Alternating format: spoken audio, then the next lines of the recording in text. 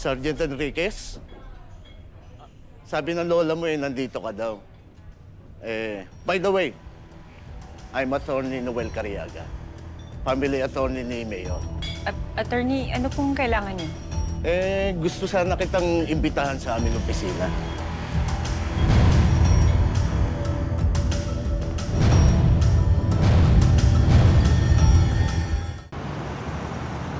Attorney, we can start now.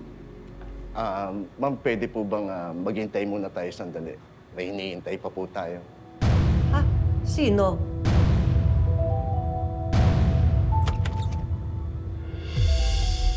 Sergeant Enriquez.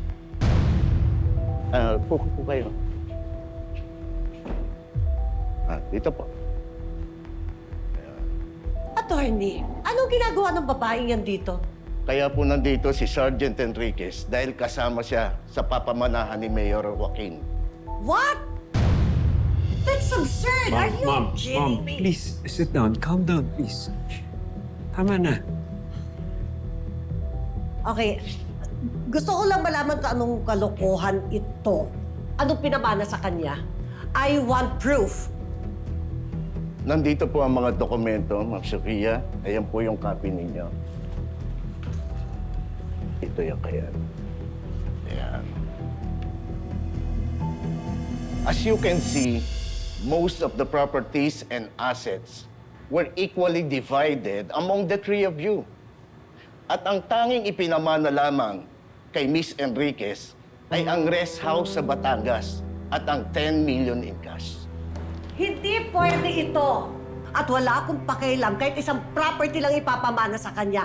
Because in the first place, hindi naman siya dapat pamanahan. I want that rest house.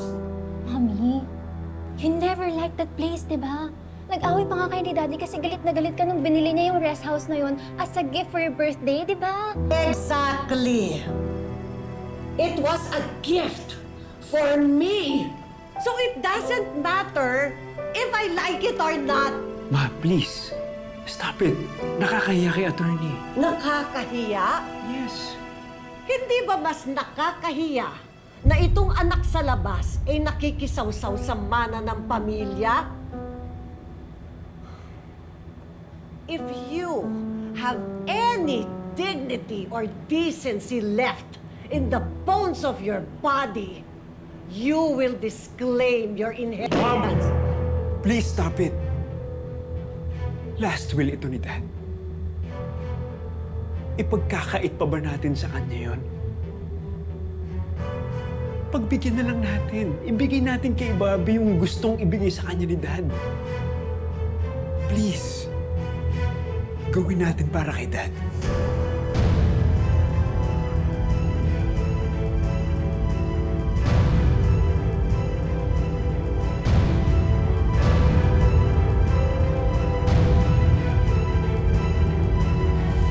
Isang resort at 10 million pesos?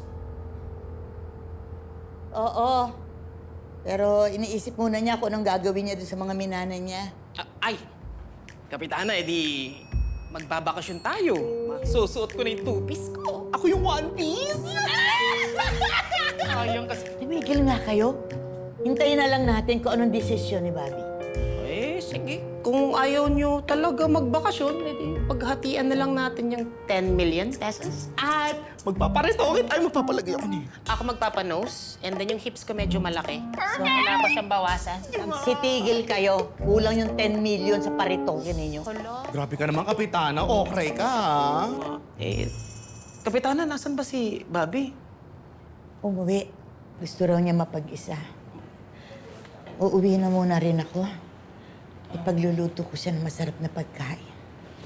Diyan muna kayo. Kapitana, tiran mo kami, ha? Sana masarap yung lutuin ni Kapitana. Si Mama Sondra! O bakit? Pinatay! Pinatay? Oo, nanghihingi nga ng abuloy, oh. Ako, feeling ko hate crime to.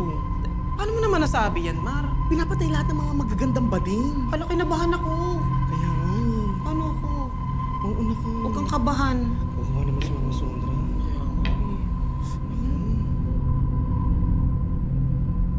Mama Sondra! Mama Sondra!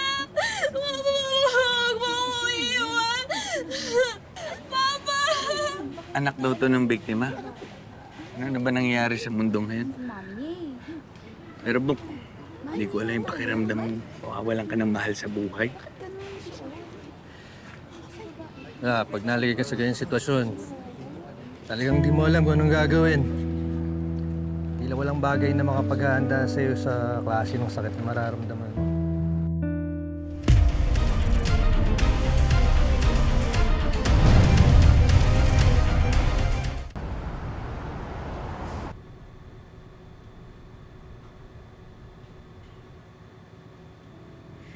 Wala man lang tayong picture dalawa, Tay.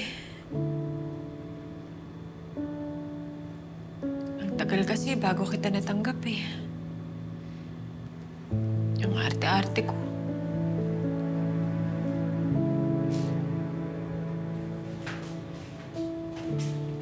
Apo, alam ko malungkot ka. Bobby, dito lang kami Pag kailangan mo ng kausap, and don't forget, close friends na tayo bago ka pa yumaman. Oo nga, Bobby. Pero kung ayaw mo nung 10 million, sa amin na lang ni Mar. Okay na kami. Ano ka ba? Ang 10 million ko dyan. Ano bang iniisip mo, Apo? Nangihinayang lang ako, Lola. Sandali ko lang kasi nakasama si tatay eh. Ang dami ko pang gustong sabihin sa kanya. Sana magpakita siya sa akin kahit sa panaginip lang. Ay, te, may kakilala kami. Psychic. Di ba, Mar? Ay, oo nga. Yung sumasapi yung kaluluwa ng namatay sa kanya, tapos pwede mo nang kausapin. Di ba? At Dalawa talaga? Ano yung sinasabi ninyo?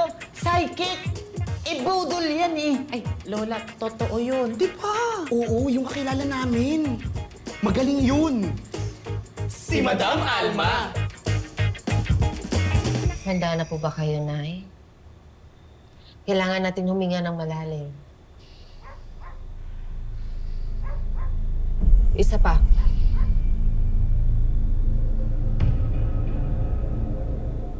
Hawakan mo yung mga kamay ko.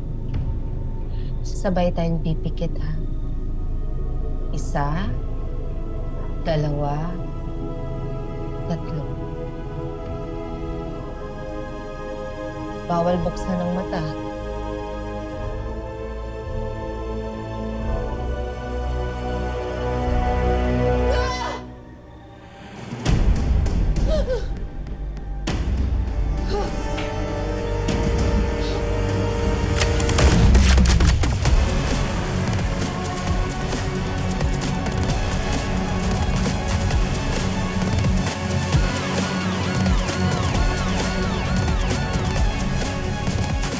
Humingi lang ako ng tulong sa kanya para malaman ko kung sino talagang pumatay sa mama ko. Tapos, malaman-laman ko, acting lang pala niya.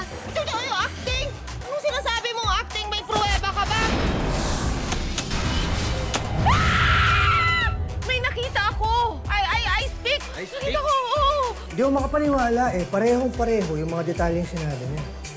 Paano malalaman nung Alma yung laman ng files ni Mama Sondra? It's only been days since nilibing si Daddy. We have different means of coping. Sobrang iba naman nung sa'yo. Kasi sa ating tatlo, parang ikaw yung hindi pinaka-apektado sa pagkawala ni Daddy. May bisita ka. Sino? Ayan, oh. Bobby. Tonyo. Takbo, saan ka tatakbo?